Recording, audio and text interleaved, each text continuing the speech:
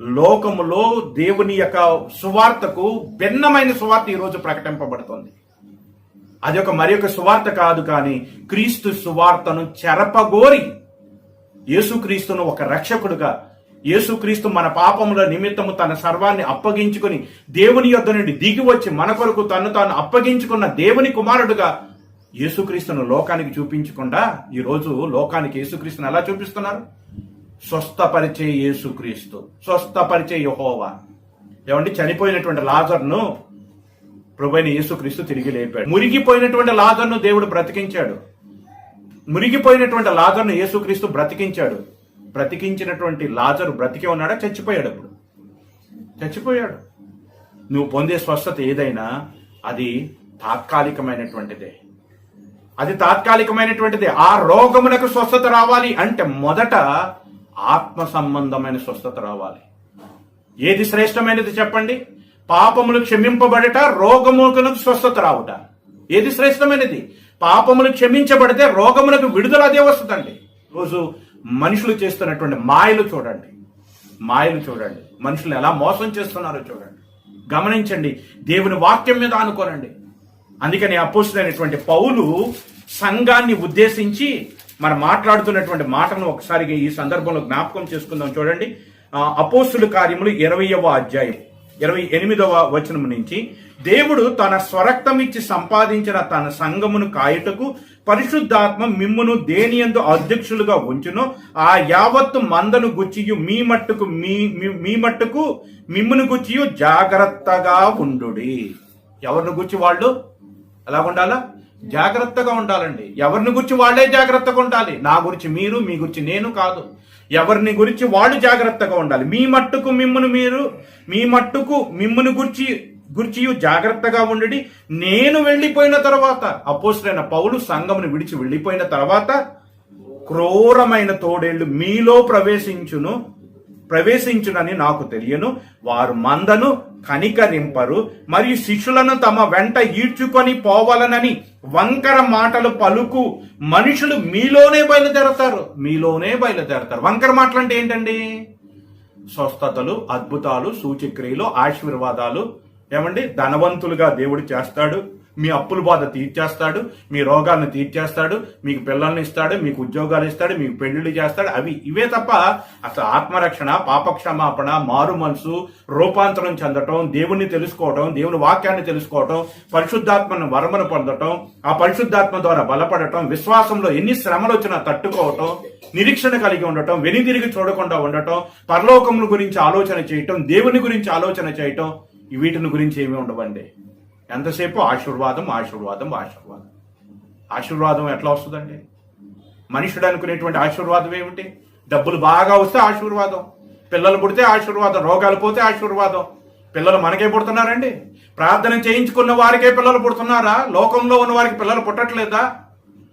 ఏమండి, రోగములు కేవలం విశ్వాసులైనటువంటి వారికే స్వస్థత వస్తుందా? లోకంలో ఉన్న వారికి స్వస్థత రావట్లేదా? భయంకరమైన క్యాన్సర్ రోగాలతో ఉన్నటువంటి వారు కూడా డబ్బులు బాగా ఉంటే అమెరికా దేశానికి వెళ్ళి స్వస్థత పొంది వస్తున్నారు కదా, ట్రీట్మెంట్ పొందుతున్నారు కదా. దేవుడు లోకములో వైద్యుల ద్వారా కూడా స్వస్థతని ఇస్తున్నాడండి. ఇవ్వట్లేదని దేవుడు అంటలేదు, ఇస్తున్నాడు. అన్యజనులైనటువంటి వారు కూడా స్వస్థత పొందుతున్నారు. అన్యజనులైనటువంటి వారికి పెళ్లిళ్ళు అవుతున్నాయి, అన్యజనులైన వారికి పిల్లలు పడుతున్నారు. అన్యజనులైనటువంటి వారికి కూడా మనకు జరిగినట్లుగానే జరుగుతుంది. కానీ వాళ్ళకి జరగంది, మనకి జరిగేది ఏంటో తెలుసా? పాప క్షమాపణ, మన పాపముల నుంచి విడుదల. ఏ భేదమును లేదు, అందరూ కూడా పాపము చేసి దేవుడు అనుగ్రహించే మహిమను పొందలేకపోతున్నారు. అసలు మనం పాపం చేశామన్న సంగతి మనకి ఎప్పుడు తెలిసింది చెప్పండి? దేవుని వాక్యం దగ్గరకు వచ్చినప్పుడే కదా. ఈ వాక్యమే కదా అర్థము. ఈ వాక్యం దగ్గరకు వచ్చిన తర్వాతే కదా మనం పాపుడు మన సంగతి తెలిసింది, మనం పాపం చేశామన్న సంగతి తెలిసింది. మన పాపములకు పరిహారముగా యేసుక్రీస్తు తన ప్రాణాన్ని పెట్టాడనే సంగతి మనకి ఎప్పుడు తెలిసింది? ఈ వాక్యం అనేటువంటి అర్థం దగ్గరకు వచ్చినప్పుడే కదా. మరి లోకంలో ఉన్న వారికి ఇంకను వారు పాపం చేశారని కూడా వాళ్ళు అనుకోవట్లేదండి. వారు పాపం చేశారని అనుకోనకపోతే వారు పాపములు ఎలా ఒప్పుకుంటారు? పాప క్షమాపణ అనేటువంటిది లోకంలో ఎక్కడా దొరకదండి. ఏ వైద్యుడు దొరకదు, ఏ ధనవంతుడు కూడా దాన్ని కొనలేడు, ఎవరూ కూడా దాన్ని పొందలేరండి. కేవలం ప్రభువైన యేసుక్రీస్తు ద్వారా మాత్రమే మనం పొందగలుగుతాం. దేవుని వలన మాత్రమే పొందగలిగేటువంటి దానిని లోకానికి ప్రకటించాలా, మనుషులందరూ కూడా పొందగలిగిన దాన్ని, లోకంలో దొరుకుతున్న దాన్ని దేవుని వాక్యం ద్వారా ప్రకటించాలా? చెప్పండి, ఆలోచించండి. చనిపోయినటువంటి లాజర్ను లేపిన తర్వాత లాజరు ద్వారా యేసుక్రీస్తు ఎక్కడైనా సాక్ష్యం చెప్పించాడా? ఏ సాక్ష్యం చెప్పించాలి చెప్పండి? ఏ సాక్ష్యం చెప్పించాలి? స్వస్థతల, రక్షణ. స్వస్థతలు అనేటువంటిది దేవుడు తన చిత్త ప్రకారము దేవుని వాక్యమందు లక్ష్యం ఉంచటానికి, దేవుని వాక్యం మీద ఆనుకోనటానికి, దేవుని వాక్యం మీద ఆనుకోవటానికి దేవుడు స్వస్థతలను అనుగ్రహిస్తాడు. అద్భుత కార్యాలు చేస్తున్నాడు, మహత్కార్యాలు చేస్తున్నాడు. ఆత్మ సంబంధమైన కృపావరాలను దేవుడు అందుకే అనుగ్రహించాడు. దెయ్యాలను వెళ్ళగొట్టేటువంటివి అవన్నీ కూడా దేవుడు ఎందుకు ఇచ్చాడంటే వాక్యము మీద మనిషి విశ్వాస ఆధారపడాలి. అందుకని అంటున్నాడు, నేను వెళ్లిపోయిన తర్వాత క్రూరమైన తోడేళ్లు మీలో ప్రవేశించినని నాకు తెలియను. వారు మందను కనికరింపరు, మరియు శిష్యులను తమ వెంట ఈడ్చుకొని వెళ్ళవలనని వంకర మాటల పలుకు మనుషులు మీలోనే బయలుదేరుదురు. కావున నేను 3 సంవత్సరములు రాత్రింబగళ్ళు కన్నీళ్లు విడిచుచు ప్రతి మనుషునికి మానక బుద్ధి చెప్పితనని మీరు జ్ఞాపకం చేసుకొని మెలకువగా ఉండుడి. ఇప్పుడు దేవునికి ఆయన కృపావాక్యమునకు మిమ్ములను అప్పగించుచున్నాను. ఎవరికి అప్పగించాడండి? దేవునికి, ఆయన కృపావాక్యానికి. రోజు మనం దేని మీద అనుకోవాలి చెప్పండి? దేని మీద అనుకోవాలి? ఈ రోజు మీ టీవీలో కనబడుతున్నది అంత నిజాలని మీరు అనుకుంటున్నారా? ఒక వ్యక్తి అంటున్నాడు నల్లగా ఉన్న జుట్టు తెల్లగా మారుస్తాడట. అదే వ్యక్తి అంటున్నాడు ఊడిపోయినటువంటి జుట్టు ఊడిపోకుండా దేవుడు కాపాడుతాడట. ఆయన ఇచ్చినటువంటి ప్రార్థనా తైలం రాసుకుంటూ ఊడిపోయిన జుట్టు వచ్చిందంట. పొట్టివాడిని పొడుగ్గా చేశాడంట. ఈ మాటలు వింటే లోకంలో నవ్వుతున్నారండి. దేవుని నామం అవమానపరచబడుతుంది. దేవుని క్రీస్తు యొక్క సువార్తను ప్రకటిస్తున్నామని చెప్పుకొనిచు ఆయన మహిమపరచవలసినటువంటి వారు ఆయనను అవమానపరచబడుతున్నారు. మిమ్మును బట్టియే కదా నా నామం అన్ని జనుల మధ్య దూషింపబడుతున్నది. నమ్మితే నమ్ముతారు, నమ్మకపోతే నమ్మరండి. అబద్ధము చేత వారిని నమ్మించాల్సినటువంటి అవసరత లేనే లేదు. ఏమన్నాడు? సర్వసృష్టికి వెళ్ళి స్వార్థ ప్రకటించండి. మీరు ప్రకటిస్తున్నప్పుడు సందర్భాన్ని బట్టి ఏం చేస్తాడో తెలుసా? దేవుడే తన చిత్త ప్రకారం అక్కడ కార్యాన్ని జరిగిస్తూ ఉంటాడు. అపోస్తుల కార్యములు 8వ అధ్యాయము 4వ వచనం నుంచి మనం చూసినట్లయితే 4వ వచనం నుంచి, కాబట్టి చెదిరిపోయిన వారు సువార్త వాక్యమును ప్రకటించుచు సంచారము చేసేది. అప్పుడు పిలుపు సమరయ పట్టణమునకు వెళ్లి క్రీస్తును వారికి ప్రకటించుచుండెను. జనసమూహులు విని పిలుపు చేసిన సూచక్రియలను చూచినందున అతడు చెప్పిన మాటల యందు ఏక మనసుతో లక్ష్యం ఉంచగా. పిలుపు కొన్ని సూచక్రియలు చేశారట. చేసిన సూచక్రియల ద్వారా ఆ మాటలు విన్నటువంటి వారందరూ దేని యందు లక్ష్యం ఉంచారు? సూచక్రియలు అందా? వాక్యమందు లక్ష్యం ఉంచారు. వాక్యమందు లక్ష్యం ఉంచగా ఏం జరిగింది చెప్పండి? వాక్యమందు లక్ష్యం ఉంచగా ఏం జరిగింది? ఆ వాక్యమందు లక్ష్యం ఉంచగా ఆ వాక్యము వారి హృదయంలోనికి వెళ్ళింది. ఆ వాక్యం ఎటువంటిదని దేవుడి వాక్యం సెలవిస్తుంది. ఎటువంటి 2 అంచుల ఖడ్గము కంటే అది వాడిగలిగినటువంటిది కనుక ఆ వాడిగలిగినటువంటి ఖడ్గమును పోలినటువంటి వాక్యమందు వారు లక్ష్యం ఉంచగానే 7వ వచనంలో అనేకులకు పట్టిన అపవిత్ర ఆత్మలు పెద్ద కేకలు వేసి వారిని వదిలిపోయినాయి. పక్షవాయువు కలిగినటువంటి వారిని, కుంటి వారిని అనేకులు స్వస్థత పొందిని. అందుకు ఆ పట్టణంలో మిగుల సంతోషం కలిగింది. క్రీస్తు యొక్క నామము మహిమపరచబడింది. యేసుక్రీస్తు జయోత్సాహంతో ఊరేగించబడ్డాడు. దేవుడు అక్కడ మహిమపరచబడ్డాడు. అనేకులు మారుమనసు పొందారండి. అలా మారుమనసు పొందినటువంటి వారందరికీ కూడా పరిశుద్ధాత్మ వరమును ఇవ్వటం కోసం తర్వాత పేతురు అక్కడికి రావటం జరిగింది. అక్కడే గారడి సీమోను అక్కడ మనం చూడగలుగుతాం. అక్కడ జరిగినటువంటి అద్భుతాలు, సూచక్రియలను ఎందు వారు లక్ష్యం ఉంచలేదు. దేని ఎందు లక్ష్యం ఉంచారు? వాక్యమందు లక్ష్యం ఉంచారు. ఈరోజు మనం దేని ఎందు లక్ష్యం ఉంచాలి? దేని ఎందు లక్ష్యం ఉంచాలండి? వాక్యమందు లక్ష్యం ఉంచండి. స్వస్థతలు ఇవన్నీ దేవుడు జరిగిస్తాడండి. దేవుడు జరిగిస్తాడు. మన విశ్వాసాన్ని బట్టి జరిగిస్తాడు.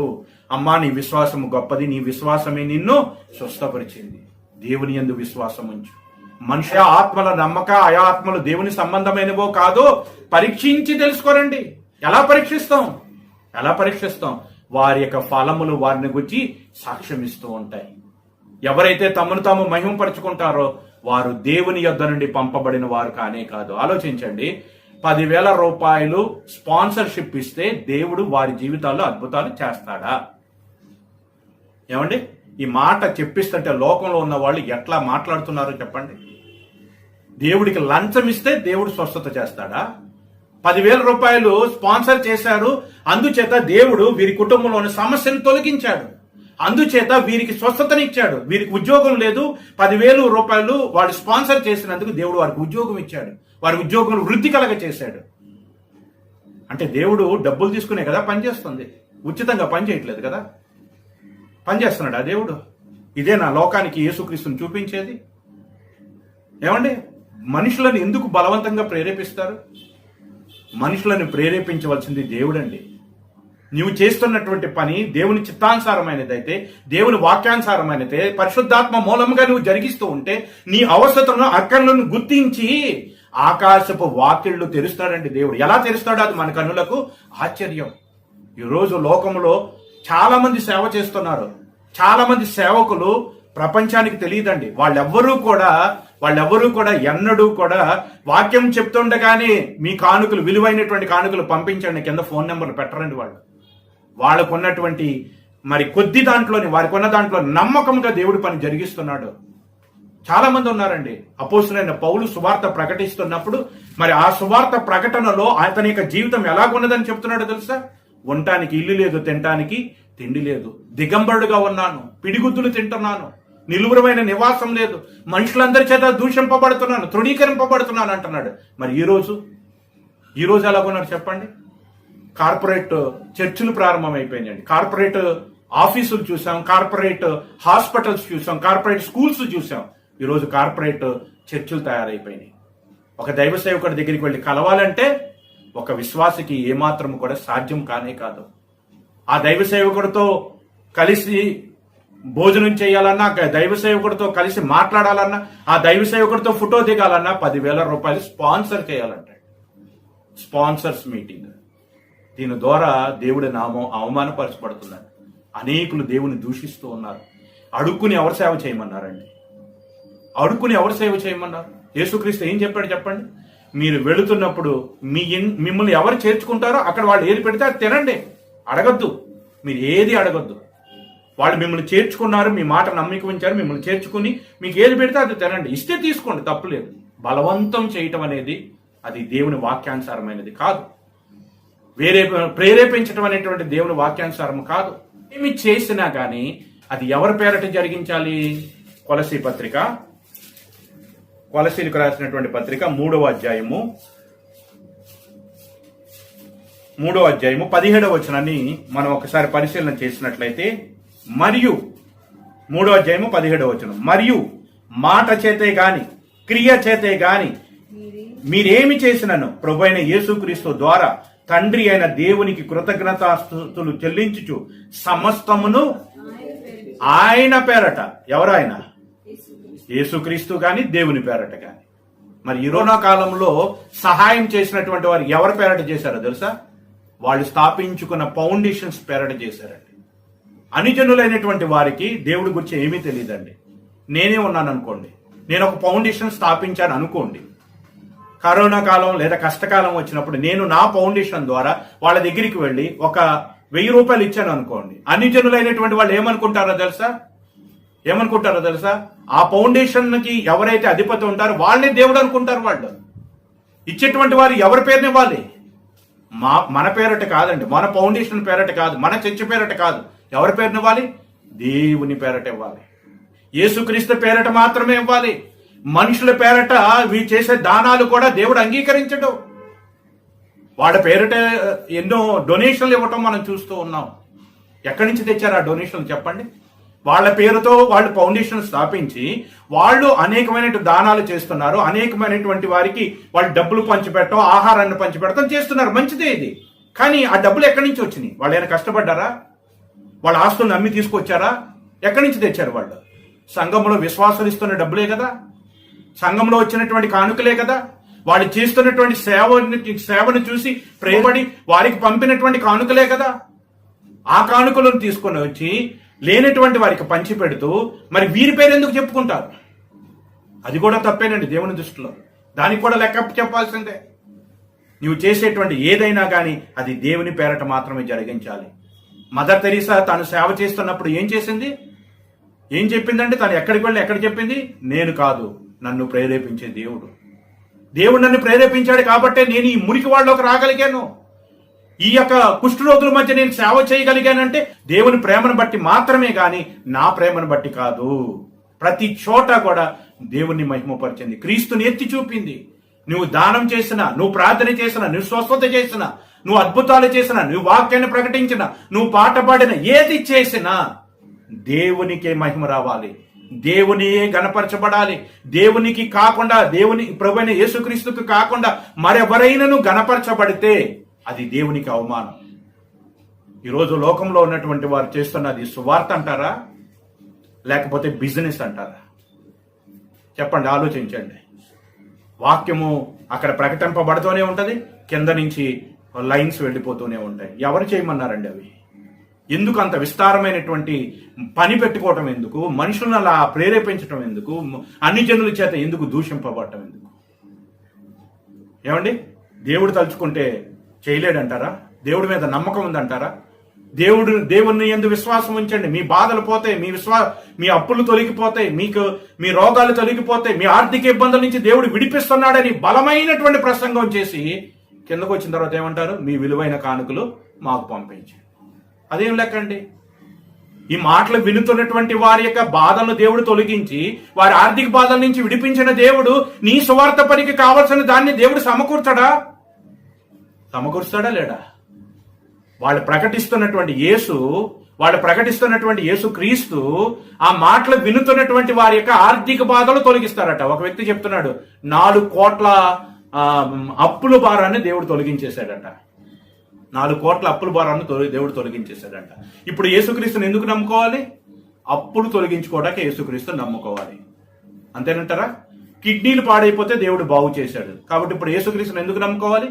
కిడ్నీలు పాడైపోయినటువంటి వాళ్ళు ఎవరన్నా ఉంటే వాటిని స్వస్థపరిచేటువంటి స్వస్థత పొందటం కోసం ఆయన ఎందుకు నమ్ముకోంచాలి. అంటే నా కిడ్నీలు బాగుంటే నేను నమ్ముకోక్కర్లేదుగా, నాకు ఆర్థిక ఇబ్బందులు లేకపోతే నేను నమ్ముకోక్కర్లేదుగా, నాకు ఆర్థిక ఇబ్బందులు ఉన్నప్పుడు నేను వస్తాను, నాకు ఆరోగ్యం బాగోనప్పుడు నేను వస్తాను అని లోకం అనుకుంటుందండి.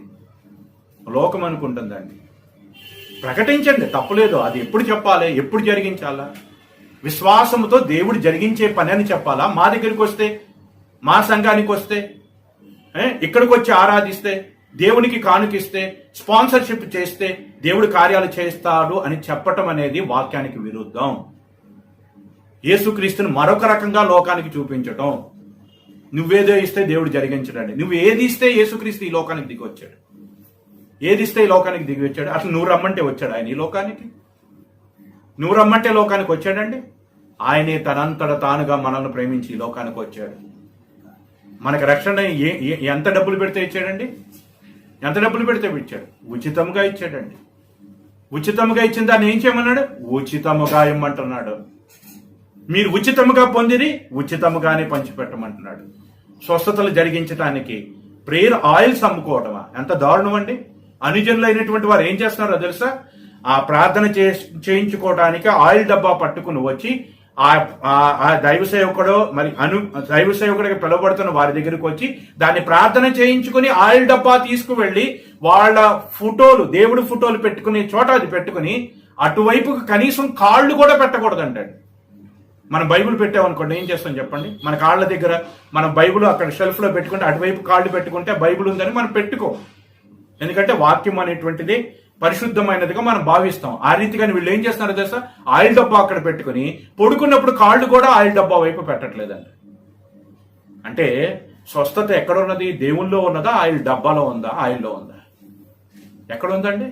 స్వస్థత దేవునిలో ఉన్నది. ఆ దేవుని వలన నీవు నేను స్వస్థత పొందాలి అంటే విశ్వాసముతో ఆయన యందు లక్ష్యం ఉంచాలి. ఆయన వాక్యమును ఆనుకొనమన్నాడు. అపోస్తలుడైన పౌలు, నేను వెళ్లిపోయిన తర్వాత క్రూరమైన తోడేళ్లు మీలో నుండే బయలుదేరతాయి, వంకర మాటలు చెప్పుకొని సాధ్యమైతే ఏర్పరచబడిన వారిని సైతము పడవేయుటకు అద్భుతములు మహత్కార్యాలను జరిగిస్తూ ఉంటారు. జాగ్రత్త, మీరు వాక్యం మీద ఆధారపడండి. వాక్యమును మీకు తెలిసినప్పుడు, వాక్యం మీద ఆధారపడినప్పుడు, వాక్యాన్ని మీరు అర్థం చేసుకుంటున్నప్పుడు ఎవరు దేవుని ఆత్మచేత మరి కార్యాలు జరిగిస్తున్నారు, ఎవరు తమంతట తాముగా కార్యాలు జరిగిస్తున్నారో మీరు ఈజీగా పసికట్టేయచ్చండి. ఎందుకంటే వాక్యము అన్నింటినీ కూడా వివేచింపచేస్తుంది. అన్నిటినీ వివేచింపచేస్తుంది. అందుకని అంటున్నాడు, మోసపోవద్దు, దేవుడు విక్రింపబడు.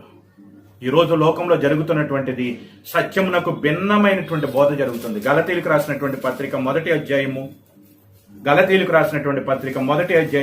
6వ వచనం నుంచి మనం చూసినట్లయితే, క్రీస్తు కృపను బట్టి మిమ్మల్ని పిలిచిన వానిని విడిచి భిన్నమైన సువార్త తట్టుకు మీరు ఎంత త్వరగా తిరిగిపోవట చూడగా నాకు ఆశ్చర్యమవుతున్నది. అది మరొక సువార్త కాదు గాని క్రీస్తు సువార్తను చెరపగోరి మిమ్మును కలవరపరచువారు కొందరున్నారు. క్రీస్తు సువార్తను ఏం చేస్తున్నారు? చెరపటం. ఎలా చెరుపుతున్నారు? యేసుక్రీస్తు యొక్క మరణ పునరుద్ధానాలను గురించి లోకానికి ప్రకటించమని యేసుక్రీస్తు తెలియచేస్తే ఈ రోజు లోకానికి ఏమని చెప్తున్నారు? సువార్తలో ఏమని లోకానికి ప్రకటన చేస్తున్నారండి? స్వస్థతలు, అద్భుతాలు, అప్పుల బాధలు, ఇవే తప్ప పరలోకాన్ని గురించి కానీ మారు మనసు పాపక్షమాపణ గురించి ప్రకటించే వాళ్ళు ఎంతమంది ఉన్నారండి? ఒకవేళ అలా ప్రకటిస్తూ ఉంటే అది మరి యేసుక్రీస్తు చెప్పమన్నటువంటి సువార్త. కానీ ఇక్కడ ఏం జరుగుతుందంట? అది మరొక సువార్త కాదు కానీ క్రీస్తు సువార్తను చెరపగోరి మిమ్మల్ని కలవరపరచే వారు కొందరున్నారు.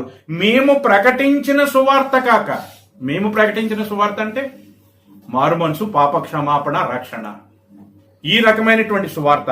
మేము ప్రకటించిన సువార్త కాక మరొక సువార్తను మేమైనను పరలోకంలో నుండి వచ్చిన దూత అయినను మీకు ప్రకటించిన ఎడల అతడు ఏమవ్వాలి? శాపగ్రస్తుడు అవ్వాలి. అవుతారండి. ఆ తీర్పు దినం ఒకటి ఉంది. అయితే మనము మోసపోకుండా మనమే ఏం చేయమన్నాడు? మిమ్మల్ని గురించి మీరే జాగ్రత్తగా ఉండండి. ఒకప్పుడు దేవుని సేవ ఆరంభించి ఒక చిన్న మందిరంలో ఆరంభించినటువంటి వారు ఇప్పుడు ఏమైపోయారో తెలుసా? కోట్ల కొలది రూపాయలకు పడగలెత్తారండి. వాళ్ళు వేసుకునే బట్టలే కొన్ని వేల రూపాయలు ఉంటాయి. వాళ్ళు ఉపయోగించే కార్లే కొన్ని కోట్ల రూపాయలు ఉంటుందండి. లగ్జరీ లైఫ్ వాళ్ళకి. ఎట్లా వచ్చినాయి అంత డబ్బులు? ఎక్కడి నుంచి వచ్చినాయి చెప్పండి? ఏమండి? అపోస్తులైన పౌలు కంటే వీళ్ళైనా గొప్పవాళ్ళ? పేతురు కంటే వీళ్ళు గొప్పవాళ్ళ? అపోస్తుల కంటే వీళ్ళు గొప్పవాళ్ళ?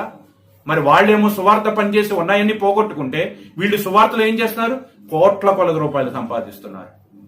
ఎక్కడి నుంచి వస్తున్నాయి ఇవన్నీ? మనుషులను ప్రేరేపించి దేవుడు ఆశీర్వదిస్తున్నాడు అని చెప్పి వారిని ప్రేరేపించి వారి ద్వారా డబ్బులను సంపాదించుకోవటానికి ఈరోజు సువార్త పనిని ఒక బిజినెస్ గా మార్చేసి, అసలు సువార్తికుడు అనేటువంటి వాడు తన సంఘంలో ఉన్న విశ్వాసితోనే మాట్లాడడు. ఆ విశ్వాసి అయినటువంటి వాడు ఆ సేవకుడి దగ్గరికి వెళ్ళాలి అంటే 10,000 రూపాయలు డొనేషన్ చేయాలి. ఎంత దౌర్భాగ్యం అండి! అటువంటి పరిస్థితుల్లో కార్పొరేట్ చర్చిలు ఈ రోజు నడపబడుతూ ఉన్నాయి. మోసపోవద్దు. వారిని చూచి మన విశ్వాస జీవితాన్ని పాడు చేసుకోనివద్దు. దేవుని వాక్యం మీద ఆధారకొనండి. దేవుని వాక్యమే మనల్ని పరలోకంలో తీసుకువెళుతుంది. కొరింథీయులకు రాసిన 2వ పత్రిక 11వ అధ్యాయము 13వ వచనం నుంచి మనం చూసినట్లయితే, ఏలయనగా అట్టివారు క్రీస్తు యేసు యొక్క అపోస్తుల వేషము ధరించుకున్న వారై ఉండి దొంగ అపోస్తులను మోసగాండ్రకు పనివారనై ఉన్నారు. ఇది ఆశ్చర్యమేమీ కాదు. ఇదేమీ ఆశ్చర్యం కాదు. ఎందుకని? సాతాను తానే వెలుగుదూత వేషము ధరించుకొని ఉన్నాడు గనుక వాని పరిచారకులను నీతి పరిచారకుల వేషము ధరించుకున్నట గొప్ప సంగతి కాదు. సాతాను ఏం చేసిందంటే వెలుగుదూత వేషం వేసుకుంది. వారి యొక్క పరిచారకులు ఏ వేషం వేసుకున్నారు? నీతి పరిచారకుల వేషమును ధరించుకున్నారు. నీతి పరిచారకుల వేషం. ఏమండి? ఇప్పుడు మార్కెట్లో 500 రూపాయలు ఉందనుకోండి.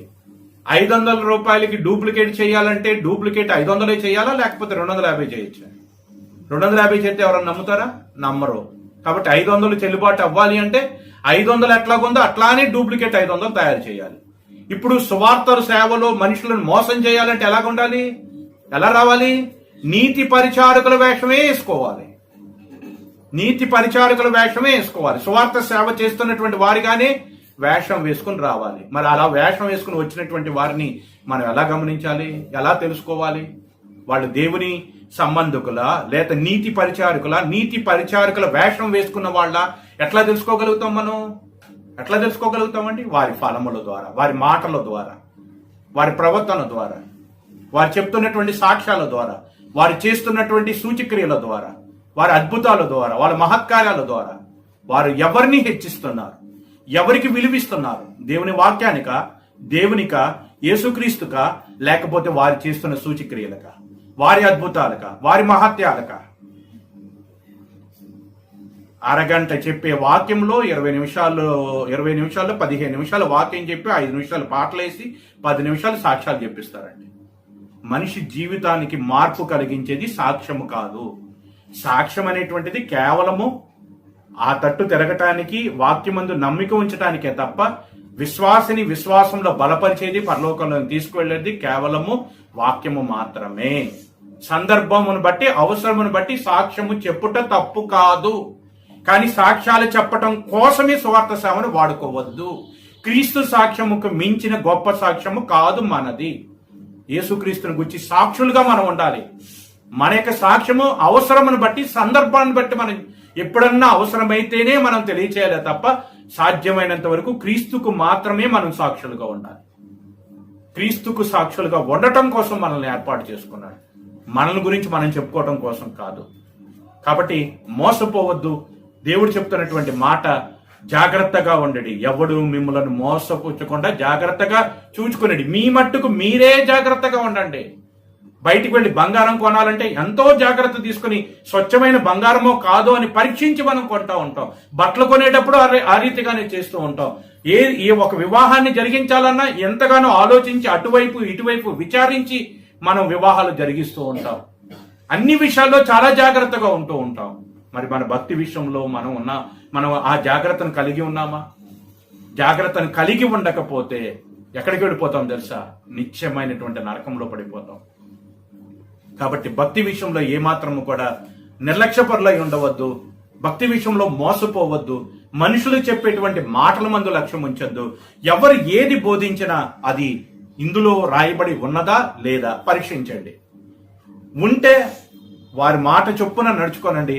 లేకపోతే మాత్రం ఆ వాక్యానికి ఎట్టి పరిస్థితుల్లో మన హృదయాల్లో స్థానాన్ని కల్పించవద్దు. అందుకని అంటున్నాడు అపోస్తలుడైన పౌలు, సంఘాన్ని దేవునికి, ఆయన యొక్క కృపావాక్యానికే అప్పగించాడు.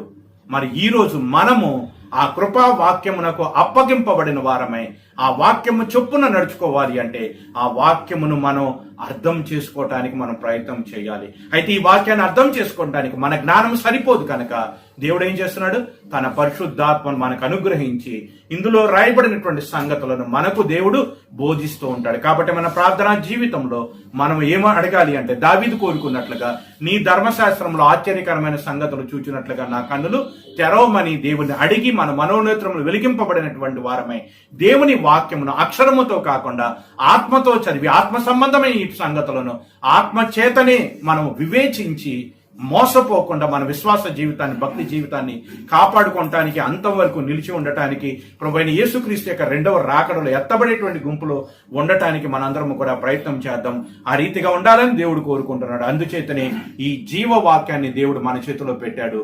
ఈ జీవవాక్యం మీద ఆధారపడండి. మనుషుల మీద, స్వస్థతల మీద, అద్భుతాల మీద, సూచక్రియల మీద, వాటి మీద ఆధారపడవద్దు. దేవుడు తన చిత్తము చొప్పున మన యొక్క జీవితాల్లో అనుకూల సమయమందు మన మొరను ఆలకించి మనకు కావలసినటువంటి సమయంలో మన పరిస్థితులకు సమాధానం ఆయన అనుగ్రహిస్తాడు తప్ప మనుషుల వైపు చూసి మోసపోవద్దని దేవుడు ఈ మాటల ద్వారా తెలియజేస్తూ ఉన్నాడు. ఈ మాటలు విన్నటువంటి వారందరూ కూడా దేవుని వాక్యం మీద ఆనుకొని వారి విశ్వాస జీవితాన్ని కాపాడుకోవాలని దేవుడు తెలియజేస్తున్నాడు. దేవుడి యొక్క మాటలు మన యొక్క వినికిడిలో దీవించి ఆశీర్వదించును గాక. ఆమేన్.